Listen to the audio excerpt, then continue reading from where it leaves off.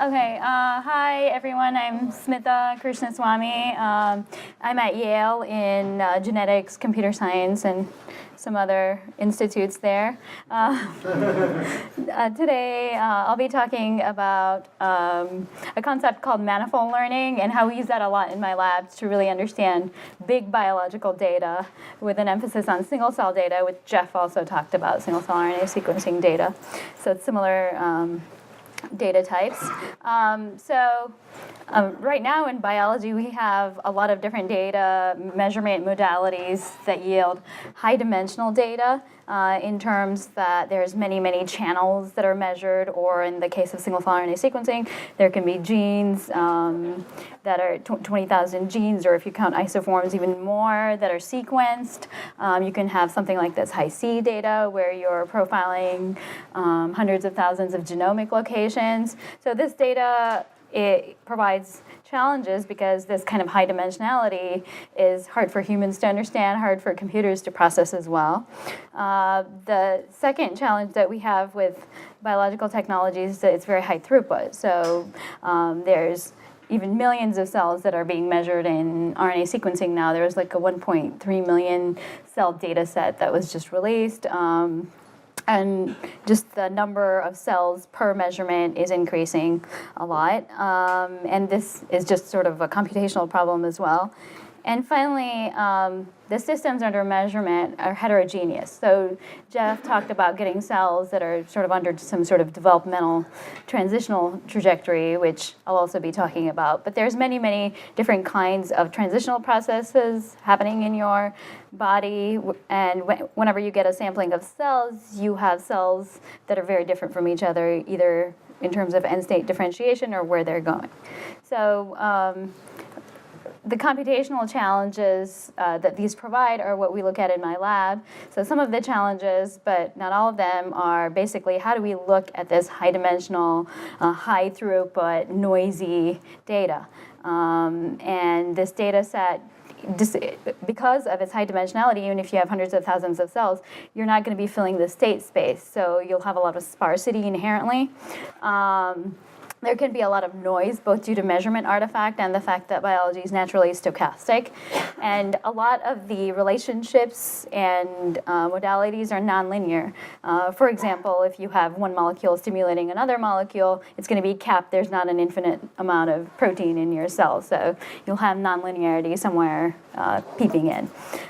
So if we solve all these challenges, we really are at a good time because we have wonderful data, and we can somehow peer through this messy cloud of data and get structure and order. So you can get, for example, you can impute relationships back, you can understand developmental trajectories, phenotypes, networks, and many other things that I'm not mentioning.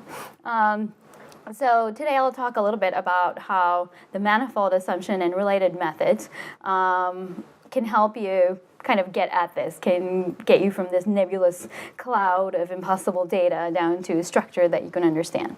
So the first problem that I'll be talking about is what to do about this data, which is very noisy and sparse. And single-cell RNA sequencing can be an example in the back of your head, but really almost all biological data has this sort of nature to it. So in single-cell RNA sequencing, you can think of a large matrix of cells versus genes. So the data is noisy in many ways, but one of the most pernicious ways is that there's a lot of dropout or undersampling of molecules. So if the cell is a bag of molecules, then you picked out only 5 to 10%. So really, you're only getting a small picture of the whole transcriptome in the cell. And one of the effects that this has is it can obscure a gene-gene relationship. So if you want to go back to each individual gene and look at how it's related or how it's co-expressed with another gene, you can have a very hard time looking at it. So here we have two genes that were measured in a breast cancer cell line where EMT was being artificially induced. And we look at these two canonical markers, ecadherin and vimentin, or snail and vimentin, and you really don't understand which relationship is positive, which relationship is negative. sensitive, et cetera. So this motivated our foray into manifold learning, and the first algorithm where we use this is called MAGIC. It stands for Markov Affinity-Based Graph Imputation of Cells. Of course, we thought of the acronym first. The idea behind MAGIC and some of the methods that follow is that even though data is ambiently in high-dimensional measurement space, so you're measuring all of these gene dimension, but the intrinsic structure of the data is lower dimensional. So you have many genes, but there's a high degree of redundancy, mostly because the genes are cooperating with each other to form, structures and behavior. So really, the cell types are constrained within this space, and what the genes are doing are coordinating with each other. So you have a lower dimensional structure embedded into higher dimensional space. So this is one thing that helps us, and this lower dimensional structure is somewhat smoothly varying in that you're measuring cells that are slightly different from each other. Eventually, you can have cells that are very different from each other, but these cells have some sort of structure where there's transitions that are apparent between them. So the data, in essence, has some sort of shape, and you can learn this shape by following neighbors of cells in the data. So basically, this means, for example, you're not going to jump across the manifold along a huge gap, but if you follow neighborhoods in the data, then you can learn the shape of the data. And this really helps us deal with all of the challenges that I talked about, the high dimensionality, the high throughputness. And so just to step back a little bit and see why this might be sort of reasonable in biology. You see that there is a much lower dimensional structure because there's only some ways in which genes and cells are allowed to evolve. The cell types are sort of constrained, and transitional processes you see will follow a fairly small amount of the state space in terms of the end-state lineages. And you can usually sample cells that are smoothly varying because a lot of the processes happening in cells are not extremely synchronized. So when you get even one time sample, you're getting a reflection of many of the transitional states. Or you can do many time points and there will be overlap, as was discussed in the previous talk, especially if you can batch normalize, which I'll talk about later. So in order to learn this type of data structure, what we basically do is this is a nearest neighbor graph, but you can do it with diffusion probabilities, which I show. And the basic idea is to walk via small steps through the data until you connect the entire data together. So this means you learn the global structure, but via small local steps. And that's the key to manifold learning. You've learned the intrinsic structure of the data as you're following it. So each step of this walk you can think of as a random walk. So if you're at a particular cell, based on some notion of distance to the next cell, your random walk is going to transition there.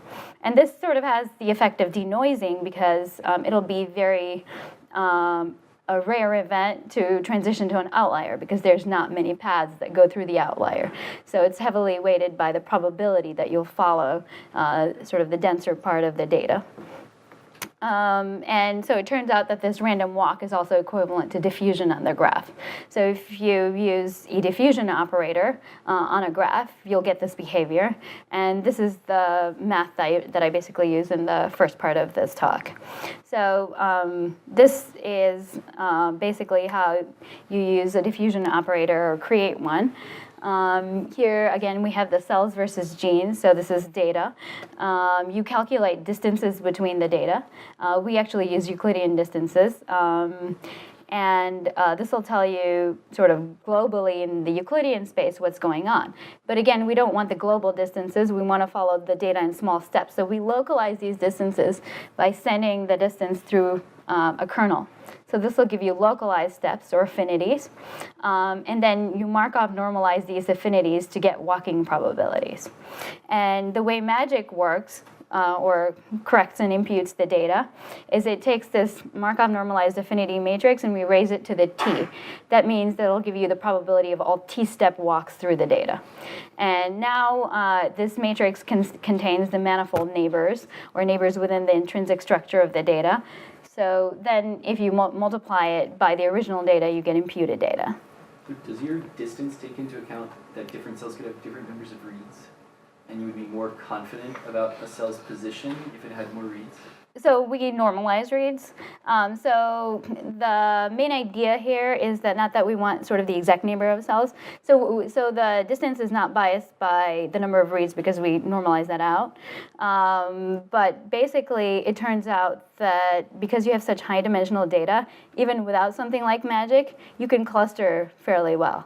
So you can understand roughly who's whose neighbor pretty well. But then if you diffuse to a high power, you denoise that neighborhood. So the idea is you roughly find the neighborhood when you get the distances and localize them to affinities. But then the process of propagating cleans it up and smooths it out. But in the first step, you don't think there'd be anything to be gained by, like, taking into account that the fact that you're more certain about a cell's location if it has more reads? In the beginning, all I'm trying to do is find which cell is like which cell. And so we don't want it biased by the number of reads. So one way you could do it is to subsample it so that they all have the same amount of reads. Another way to do it is library size normalization. How do you pick T, or is it? I'll tell you how to pick T later on. Yeah.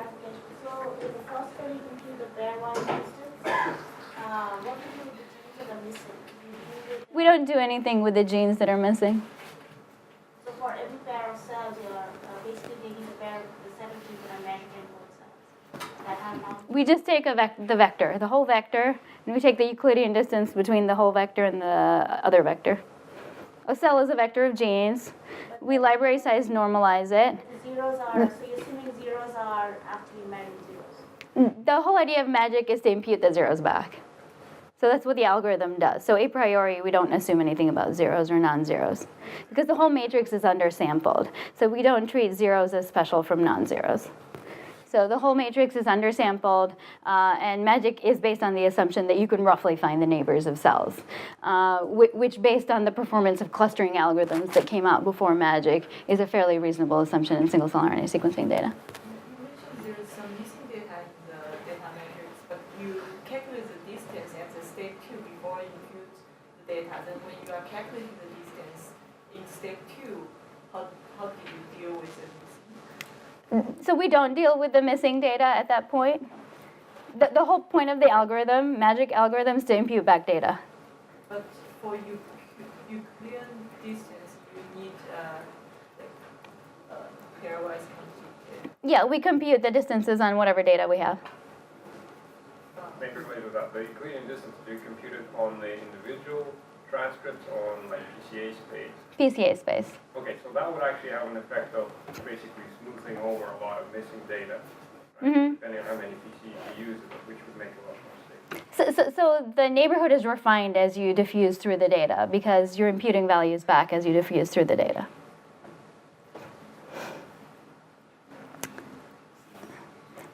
So this would be a chicken and egg problem, right? So the whole point of magic is to impute data. So if I did imputation before imputation, I don't know, it's kind of infinite recursion or something like that. So yeah, we have to deal with the data as it is. So we measure distances through the data, assuming that whatever commonality the cells have will be reflected in the 20,000 dimensional data we have, despite the dropout. So if you didn't have that, then it's fairly hopeless. So, yeah. So is it the basic intuition I'm using my neighbor point value to impute my missing value? Exactly. You're using your neighbors to learn information from each other. So the basic way magic works is as you're diffusing through the manifold, you're also spreading values through. And so the effect that has is initially you have things that are you're fairly confident are similar. They exchange values with each other, but based on their own neighborhoods. And as you walk further and further in your data space, you're imputing more and more of the values back. And then basically, if you look at the neighborhood after magic, it'll be much more refined. Because as you impute the values back, you've gained much more information. Then based on this intuition, it's really the ratio of how much is missing is very critical, right? If there's a pretty large part. No, what's critical is how much redundancy there is in the gene space. Yeah, of course. So that's what does it, right? So if you have 20,000 dimensional genes, the amount of information there is about like 20 to 30 PC components. That's why the missing data is okay. In another field, maybe where you don't have any redundant dimensions, you couldn't do it.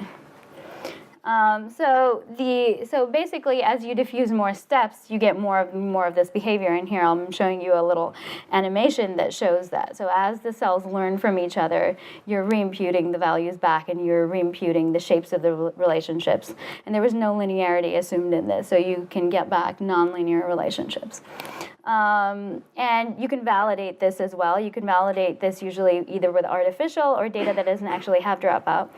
So here we used C. elegans worm embryos under development. So there's a natural manifold structure there, but there's not dropout because it's bulk sequenced.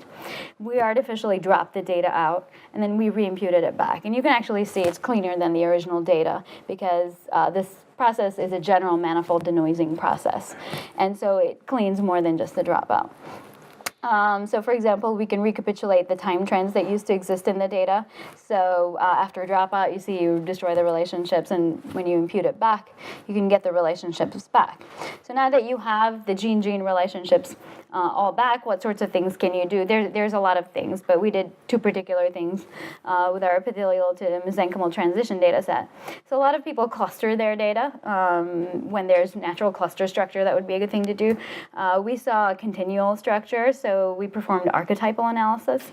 Archetypal analysis is when you describe the body of a data set using the corners or the specialist cells, and you describe other cells as combinations of them. So the data before magic sort of looks like that. It's a big blob. Afterwards, you actually get this very nice shape with fairly sharp corners, which is a sign that there's specialists in the population. You fit a polytope to the data, and then you can infer archetypes. So using this, we were able to identify many cell types that exist during the EMT transition process that people don't hone in on usually because it's not the beginning, it's not the end. And in fact, archetype 9, the small amount of cells going to that, are the mesenchymal cells. So the majority of the cells are stuck or transitioning through a state that's sort of stem-like, that has a lot of chromatin modification going on. So this could motivate or hypothesize what's happening in the epigenetic space and hopefully spur experiments there. So you're showing this polytope in PCA space. Is it? That's right. Is that really where it is, or is it really in the full gene expression space, and this is the projection? So it's in the full gene expression space. Just I'm going to talk to you next about how to visualize this stuff. So then the other thing, which I originally motivated it with, is you can learn gene regulatory networks. So now you have gene-gene information. You can take pairwise. We pairwise took density estimates. And because you still have uneven sampling, we normalized the joint probability into a conditional probability, which is a technique I developed earlier called DREAMY. And then using this measure and using the corrected pseudo-time trends, we were able to predict the targets, for example, of a transcription factor called ZEB, which is important in EMT. So we did an alternative induction of EMT using ZEB, and we were able to prove that the ZEB targets we predicted are ranked relatively higher than the TGF-beta targets, and we're able to validate that. So basically, you can have some hope that you can guess, at least putatively, some of the transcription factor binding targets or other types of gene interactions that happen. And for this, it's actually very important to go back to the gene space, even though for something like clustering, it might not be. But again, for cluster identification, it would be good. So we computed the p-value against a background of randomly sampled genes that just have a high DREAMY with vimentin or just involved in the process. So not genes that are turned off, and we got a relatively good p-value. But while we were doing this project, we realized that we can use these same manifold learning ideas for more than value imputation, which is really important in understanding gene relationships, but also in visualizing the data. You have a question? I'm curious. So, do you have any idea of how robust kind of the curvatures that you figure out are to noise? Like if you have a few cells in there that are kind of just very noisy, can that lead to a very different like interpretation of how two genes are actually related to each other? No, this process is pretty denoised, because what happens as you power the Markov matrix is you get rid of the smaller eigenvectors that have to do with noise. So actually, if you have a few outlier cells, if you visualize them afterwards, it's usually brought back into the manifold. So just a few cells that are noisy is not going to affect the space. As you saw in the plot here, for example, there was a lot of noise here, but after the imputation process, they got pulled back in.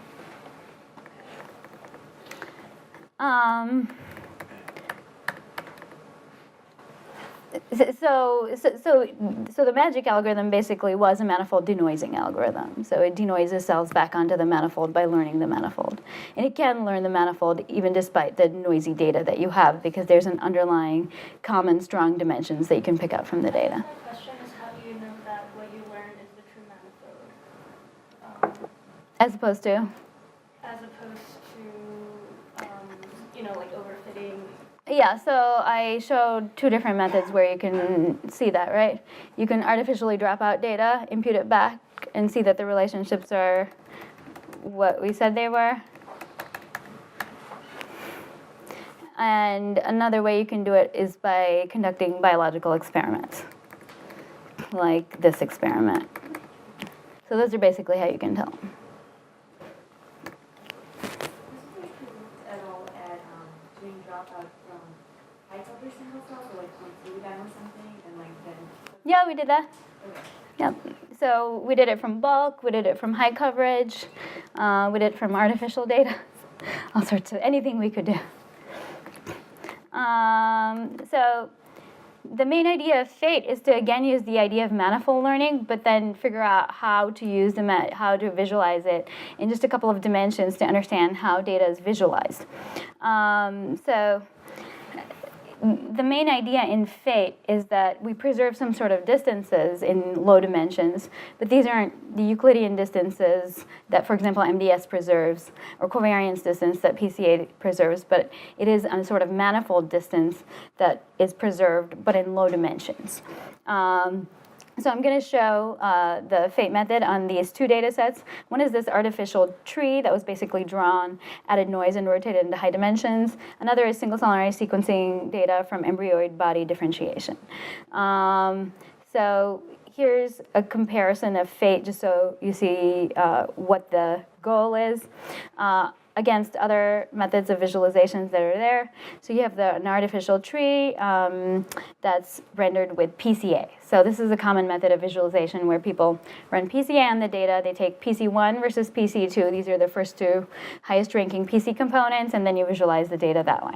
Another popular algorithm is t-SNE. t-SNE actually is optimized to give you two dimensions. But you see that the problem with PCA is that it somehow preserves some global information about the data. It's preserving this axis from blue to green, but it's losing a lot of the fine structure. And then you see the problem with t-SNE is it really actually is the opposite. It preserves local information, but feels free to shatter the global space or reorganize it however it wants. So our goal is to preserve both local information and global information, and that motivated us to develop FATE. And this is FATE on the embryoid body data set. Again, the PCA is giving you sort of a blob. t-SNE is shattering the data space so that you think those are disconnected clusters. Another method called diffusion maps, which you might think we could visualize our data with because we use a diffusion operator, is not amenable for low-dimensional visualization. Roughly in a diffusion map, each diffusion component encodes one trajectory. So you're going to miss most of your trajectories if you tried DM1 versus DM2. So the purpose of FATE is to actually take that kind of information about the different progressions and structures in the data and squeeze it into low dimensions. And here's how FATE works. So again, we use the same manifold learning process. So we have cell by genes, we take distances, and then we turn them into affinities, actually, but this time we've crafted a kernel called the alpha decay kernel, which is better for visualization purposes.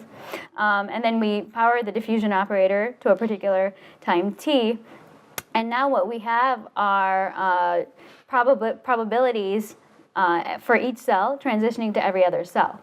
So what we do at this point in order to get two-dimensional visualization is we turn them back into a type of distance. We turn them back into an informational distance between the two probability distributions that's represented by the cell. So we use a type of divergence, which is an M divergence, and this we embed using MDS. So this is a new kind of distance that's a manifold distance in all the dimensions, and we squeezed it into 2 dimensions using non-metric MDS. So here you can see on some ground truth data sets what's happening. So when the ground truth is the artificial tree, you already saw fate, but here you have something with cluster structure, a mix of cluster and trajectory structure. You see actually that you have TSNE, which is kind of preserving the cluster structure in one, but it's not appropriate for the other case. But you see that fate is better able to resolve the sort of trajectory structure that you have. Go ahead. Everything was convex.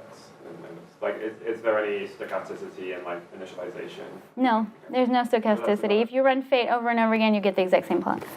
Because it's a big downside of TSNE, right? That's right. TSNE does stochastic gradient descent for the optimization.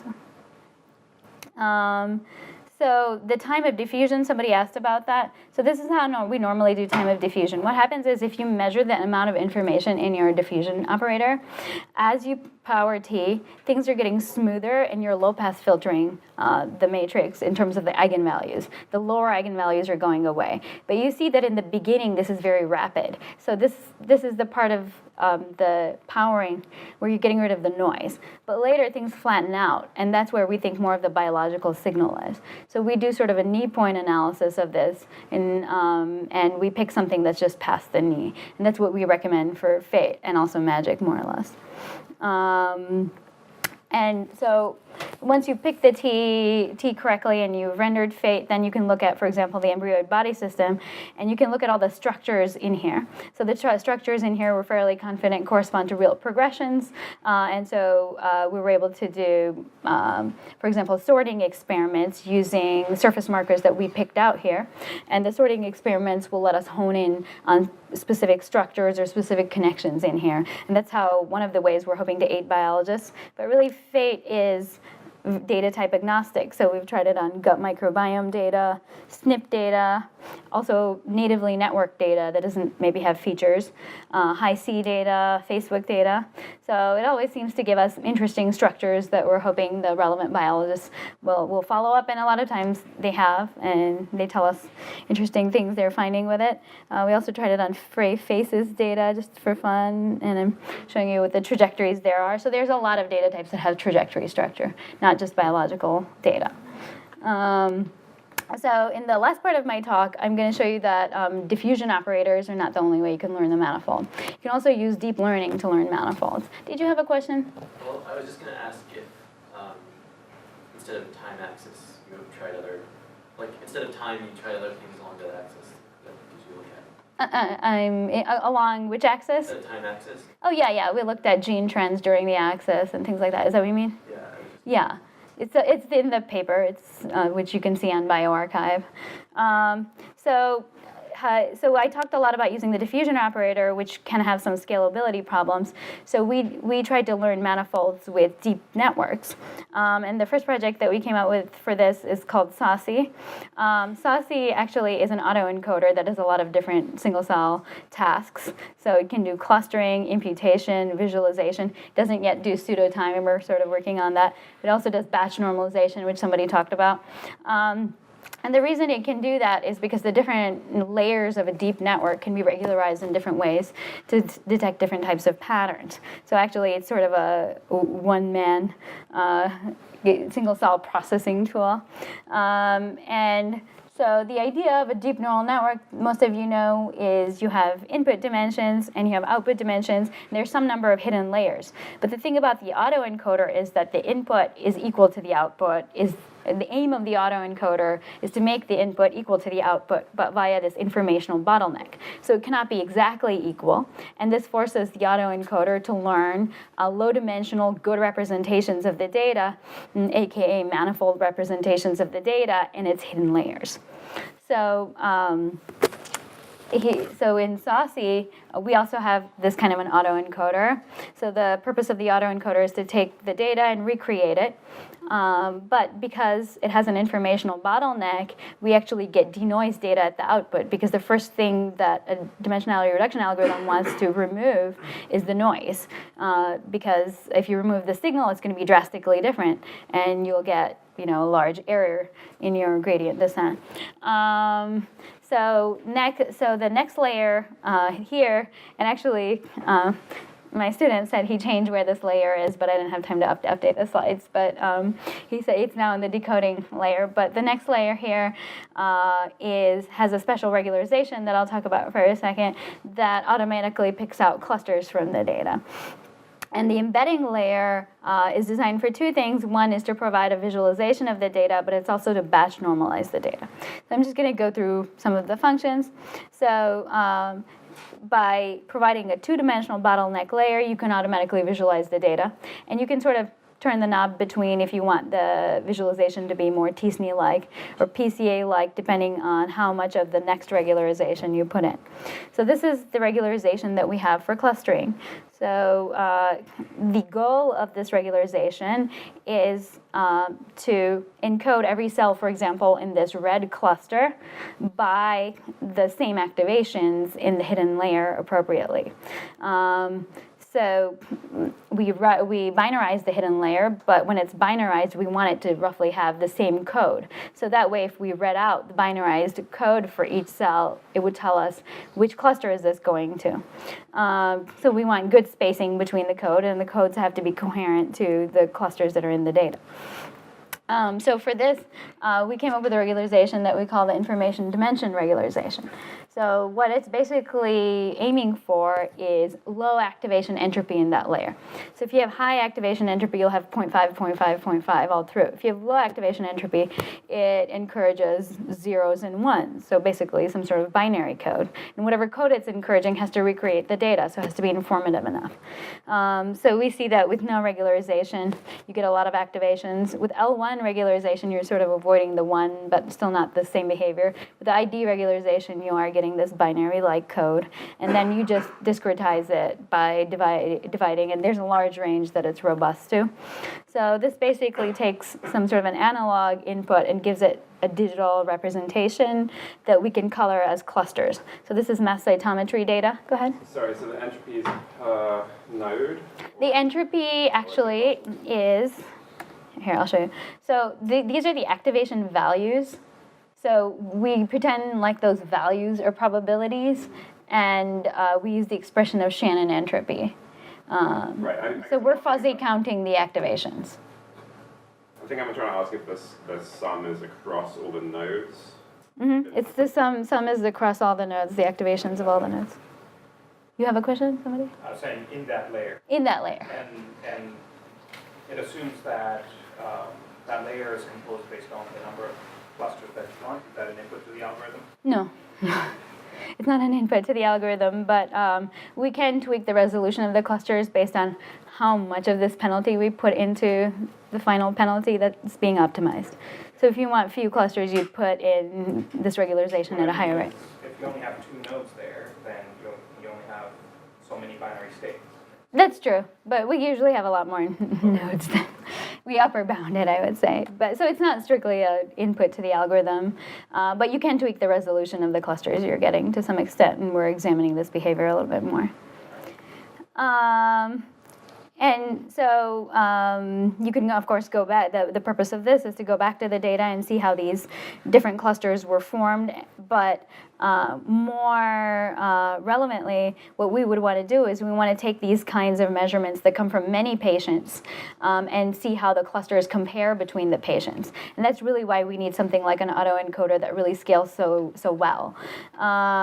So for this purpose, what we have to do is we have to worry about the batches. So each patient is usually measured in a different batch. And if you don't worry about the batch normalization, then this is actually the plot that you get. Patient 1 is actually completely off from patient 2. And actually, this data is really sort of terrible because it's actually from Bangalore, India, and the blood was frozen and shipped in different shipments, so it's like no hope to analyze it without this kind of thing. So what we do to preserve the batches is mean maximal discrepancy, MMD, which is another kind of probability distance. Jeff talked about something that's like EMD. This is MMD, which is a probability distance.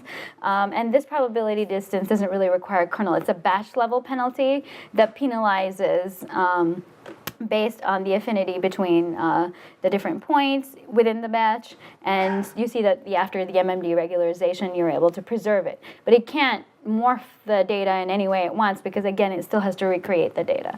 So it has to preserve enough information and keep it together. So then, hopefully, the cell types are arranged by the cellular state space is arranged by the type rather than the patient. And once we do this, we're able to take the reimputed or reconstructed data, which you find at the final layer of the neural network. And this is sort of a demonstration that does something like magic, which has original edges and reconstructed edges. And then you can create these patient comparisons because you've put all the data from different patients in, you've batch corrected it and denoised the data, and then one of your layers has given you clusters. So then you can see what the differences between the different patients are systematically. And actually, we've been doing this now with 180 patients, so it can scale quite well, which the diffusion approach that I mentioned earlier probably doesn't do so far. And so the final deep learning application that I wanted to mention is, again, an unsupervised deep learning application. We just put this out on arXiv and on Open Review. And this is called the transcoder. The idea here is that instead of an autoencoder like Saucy, which just tries to recreate its input, what we're trying to do is recreate something that's further along a trajectory. So if you have a differentiation trajectory, you could predict something further along. So in order to for this to work, basically we add a noise input that gives the output stochasticity. But we don't constrain the noise like the variational autoencoder does. We just have a side input that's noise. And we take this input, we come up with a bunch of outputs, and we penalize again using the MMD penalty, which Garamani actually first came up with in a paper that was called MMDNet. And when we do this, we're able to mimic stochastic trajectories, MMC, and many other things. And we're hoping to work on some of the biological applications, a little bit like the optimal transport with something like this. So I just want to leave some room for questions. So let me know if you have any questions. These are all the people in my lab that I want to acknowledge. David and Ophir are here. Go ahead.